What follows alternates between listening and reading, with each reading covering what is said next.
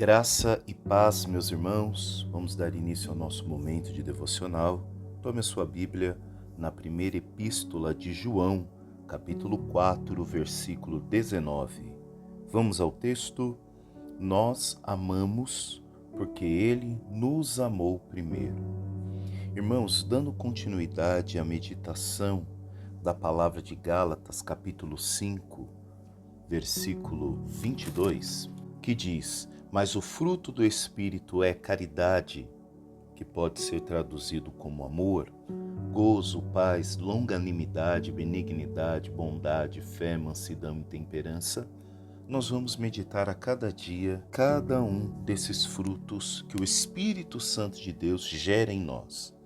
E se ainda você não identifica nas suas atitudes esses frutos, peça ao Espírito Santo de Deus. Qual é o contexto a qual João escreve a sua primeira epístola? A carta de 1 João ela é tradicionalmente atribuída ao mesmo apóstolo que escreveu o Evangelho de João e o Apocalipse. Embora o texto não se identifique explicitamente, o estilo, o vocabulário, a teologia joanina são muito semelhantes, tanto no Evangelho de João, em suas cartas e no Apocalipse. Essa carta foi escrita provavelmente no final do primeiro século, cerca de 85 a 95 depois de Cristo, para comunidades cristãs na região da Ásia Menor, que hoje é a atual Turquia, especialmente Éfeso e ali os arredores. Qual era a situação da igreja?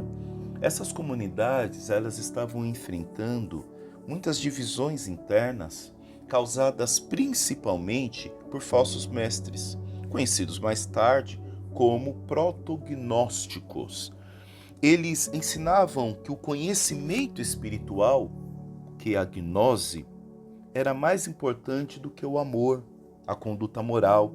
Negavam a encarnação real de Jesus, e aqui nós temos um grande problema cristológico, porque uma vez que é negado a encarnação de Jesus, nós estamos negando toda a obra de remissão do pecado. E também eles defendiam uma vida espiritual desvinculada do amor ao próximo.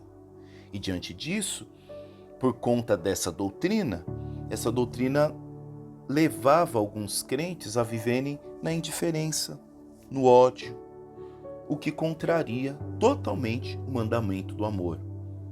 Nós vamos ver que o cristianismo, ele traz como o maior mandamento o amor. E aqui, meditando dentro da dinâmica de um fruto que o Espírito Santo precisa gerar em nós, é importante nós entendermos as 3 definições de amor segundo o grego. O primeiro amor é o eros, que ele é o amor desejo, é um amor romântico, é um amor sensual, erótico. Ele está ligado à atração física. Ele não é muito usado diretamente no Novo Testamento, mas esse conceito ele aparece em Cantares de Salomão e em algumas discussões sobre o amor conjugal, o amor humano. Então esse amor eros, uma das definições que os gregos davam para o amor, é o amor entre marido e esposa. Traz esse aspecto de paixão. A segunda definição que os gregos traziam acerca do amor é o amor filia, que é o amor de amizade, afeição mútua, é o amor fraternal, o companheirismo, é aquele amor que você tem pelo seu amigo, é o afeto entre irmãos, entre amigos. Nós podemos dizer até que nas nossas comunidades de fé nós vivemos este amor filia. O uso bíblico, por exemplo, aparece em palavras compostas como Filadélfia, amor entre irmãos. É o que nós vemos em Romanos capítulo 12, versículo 10. Outro exemplo também é em João capítulo 11, versículo 36. Então os judeus disseram: vede como o amava. Ali está Phileo, sobre o amor de Jesus por Lázaro, que era um amor de irmão. Hoje, então atualizando, é a amizade verdadeira, e o cuidado mútuo entre irmãos. Aliás, a Bíblia deixa claro que o amigo fiel, quem o encontra, encontra um tesouro. É como você encontrar uma agulha no palheiro. Por último, nós vemos o amor ágape, que é o amor incondicional. Mas ele não é apenas incondicional, ele é sacrificial. O amor que se doa, que busca o bem do outro. E detalhe, é um amor que não busca reconhecimento. É um amor que se doa, é um amor que busca o bem do outro, mesmo sem receber nada em troca. É aquele amor que Paulo traz em Coríntios capítulo 13, esse amor ágape. Coríntios capítulo 13, versículo 4, que diz: a caridade, que torna a dizer, que é traduzida como amor, é sofredora, é benigna. A caridade não é invejosa, a caridade não trata com leviandade, não se ensoberbece, não se porta com indecência, não busca os seus interesses, não se irrita, não suspeita mal. Então esse é o amor ágape, é o amor incondicional, sacrificial, e é esse amor que nós estamos meditando. É o amor que em João capítulo 3, versículo 16 diz: porque Deus amou. Aqui esse amor é agapol. É o amor que Deus mostra ao entregar o seu Filho em sacrifício por esta humanidade. Então, quando nós olhamos para este amor ágape, que é o amor que Cristo pregava, nós vemos que não é um amor sentimento, que não é um amor que depende da ação das pessoas a qual nós amamos, mas é um amor de decisão.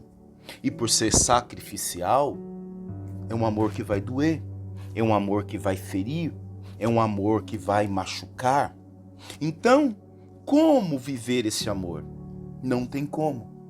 Esse amor nós só vamos aprender olhando para Cristo Jesus. É isso que a primeira epístola de João, no capítulo 4, versículo 19, está nos ensinando. Nós amamos porque Ele nos amou primeiro. Essa capacidade de amar, infelizmente, não é algo inato em nós. Nós precisamos aprender a amar. Nós temos o nosso idem. E idem vem de identidade. Qual é a nossa verdadeira identidade? A nossa verdadeira identidade não está resguardada, talvez, no influencer. Não está no artista que agora está nas paradas. Não, o nosso idem, a nossa identidade está em Cristo Jesus. Este versículo nos lembra que todo amor verdadeiro começa em Deus. Ainda mais nesta era a qual carência, sentimento de posse, possessão é confundido com amor. Basta ligar os nossos noticiários e nós vamos ver uma série de pessoas cometendo crimes horríveis, dizendo que é em nome do amor. É interessante porque em nome do amor muitas pessoas são capazes de matar. Mas quando nós olhamos para João, capítulo 3, versículo 16, o Evangelho nos apresenta o contrário. Um amor que está disposto a morrer e não matar.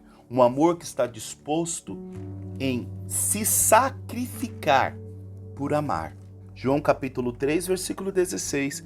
Com certeza você conhece esse versículo. Porque Deus amou o mundo de tal maneira que deu o seu Filho unigênito para que todo aquele que nele crê não pereça, mas tenha a vida eterna. Porque Deus enviou o seu Filho ao mundo, não para que condenasse o mundo, mas para que o mundo fosse salvo por ele. Essa é a dinâmica do amor que Jesus quer nos ensinar. Esse é o amor verdadeiro. Essa é a raiz do amor. Diferente do amor, torna a dizer, que hoje estamos acostumados. E digo para vocês, meus irmãos, não se acostume com esse amor interesseiro, com esse amor possessivo, porque isso não é amor, isso é carência. Isso beira até uma doença. O verdadeiro amor lança fora todo medo. Torno a dizer, por amor muitos são capazes de matar, mas o verdadeiro amor, o amor ágape, o amor sacrificial, o amor de Cristo, é provado na cruz. Ele que se entrega. E outra, se entrega por quem?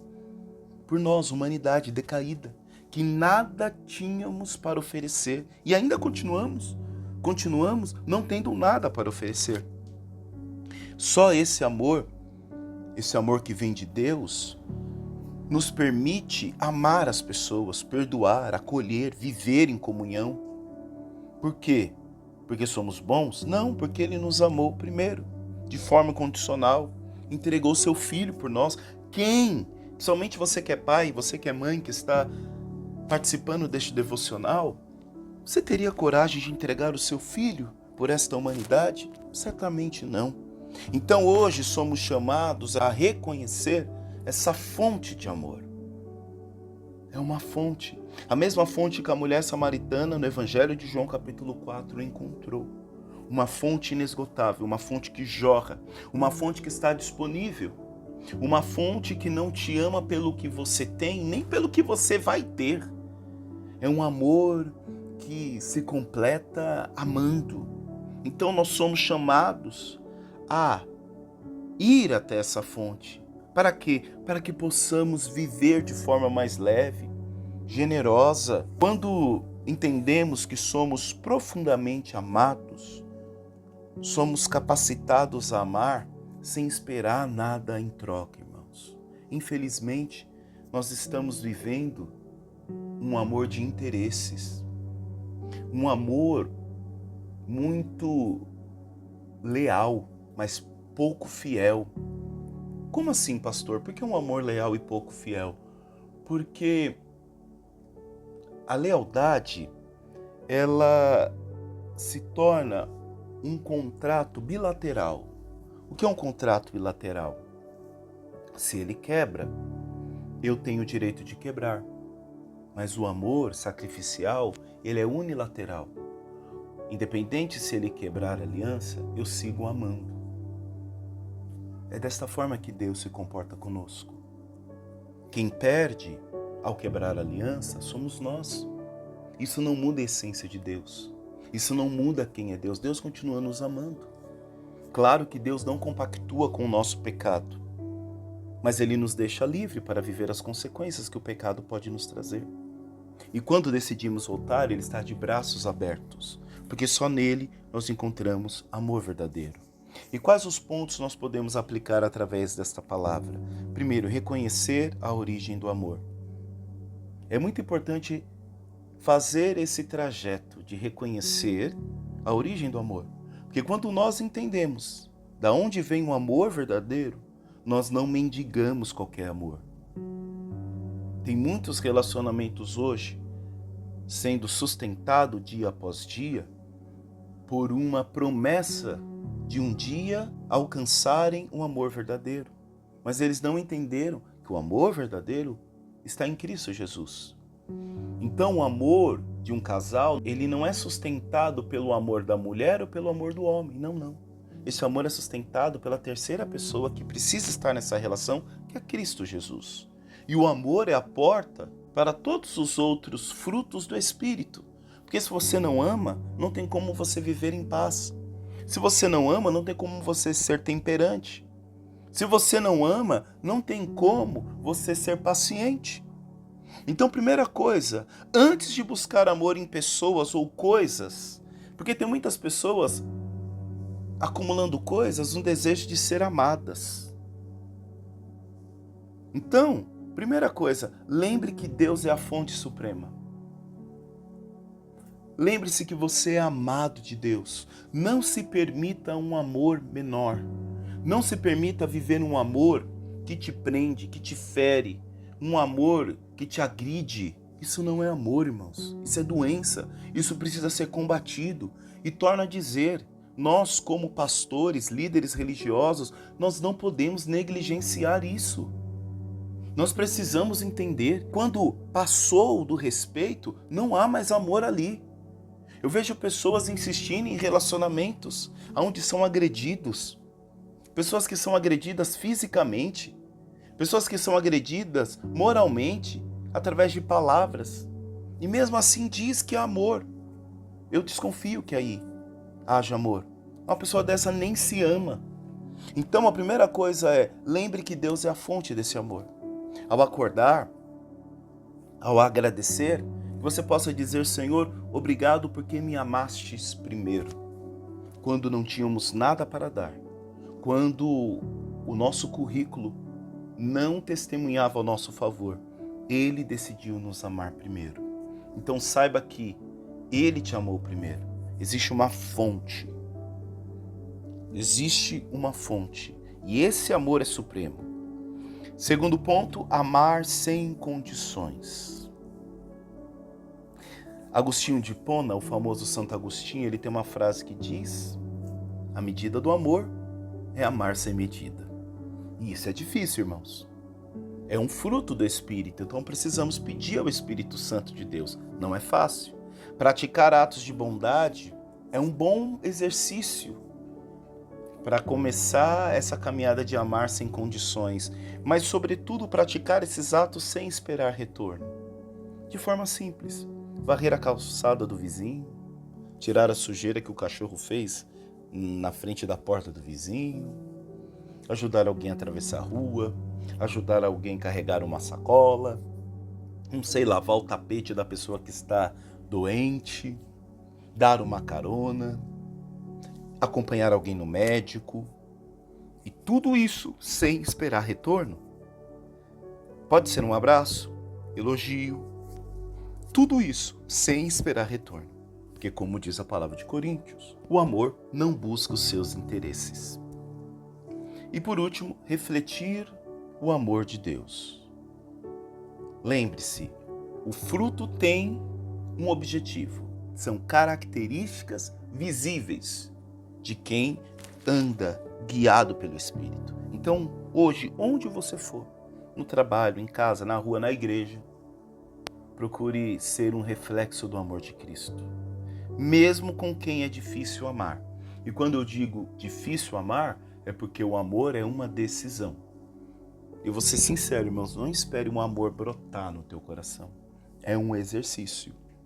E é um exercício vagaroso, que precisa ser feito devagar, doloroso, mas que a um longo prazo ele se torna um hábito.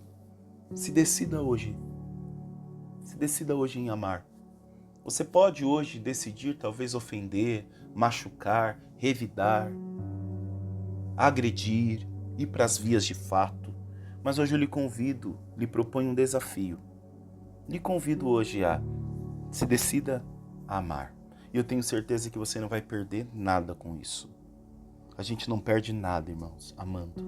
Tenha certeza disso. João capítulo 15, versículo do 12 ao 13. O meu mandamento é este: amem-se uns aos outros como eu os amei. Ninguém tem maior amor do que aquele que dá a vida pelos seus amigos. Veja que aqui é um texto normativo. É Cristo dizendo: o meu mandamento é este: amem-se uns aos outros. O versículo não coloca condições, mas coloca uma norma. Romanos capítulo 5, versículo 8. Mas Deus demonstra seu amor por nós. Cristo morreu em nosso favor quando ainda éramos pecadores. Efésios capítulo 5, do 1 ao 2. Portanto, sejam imitadores de Deus, como filhos amados, e vivam em amor, como também Cristo nos amou e se entregou por nós, como oferta e sacrifício de aroma agradável a Deus. Como filhos amados, Paulo convida a igreja de Efésios a replicar esse amor. Já que vocês são filhos amados, vivam em amor. Se vocês são amados, repliquem esse amor. Vivam como alguém que é amado. Como que eu vivo como alguém amado? Amando. 1 João capítulo 4, versículo do 7 ao 8. Amados, amemo-nos uns aos outros, pois o amor procede de Deus. Aquele que ama é nascido de Deus e conhece a Deus. Quem não ama, não conhece a Deus, porque Deus é amor. E eu acho lindo essa passagem, porque muitas pessoas se perguntam: o que é Deus? Eu quero conhecer a Deus. Aqui João está nos dando uma direção. Deus é amor. Amém, irmãos? Vamos orar. Pai, nós te agradecemos pelo teu amor e pela tua bondade. Agradecemos, Senhor, pelo teu Santo Espírito, que quer a cada dia finalizar esta obra de restauração em nós. Obrigado, Senhor, porque com o teu auxílio nós conseguimos ser novas criaturas, criaturas capazes de amar, mesmo que isso doa, mesmo que no primeiro momento isso cause em nós um certo desconforto, porque o amor vai nos colocar em situações de confronto e desconforto. O Espírito Santo de Deus é aquele que nos acompanha, nos ensine, ó Pai. Segura as nossas mãos. Nós não sabemos amar. O nosso amor é arrogante, o nosso amor é interesseiro, é mesquinho. O nosso amor muitas vezes se confunde com um sentimento de posse, com um desejo de vanglória, de interesses próprios. Só o Senhor, que é a fonte inesgotável do verdadeiro amor, pode nos ensinar. Nos ajude, ó Pai. É o que nós te pedimos, no nome de Jesus. Amém. Forte abraço, meu irmão e minha irmã. Deus abençoe e até amanhã. Tchau, tchau. Fique com Deus.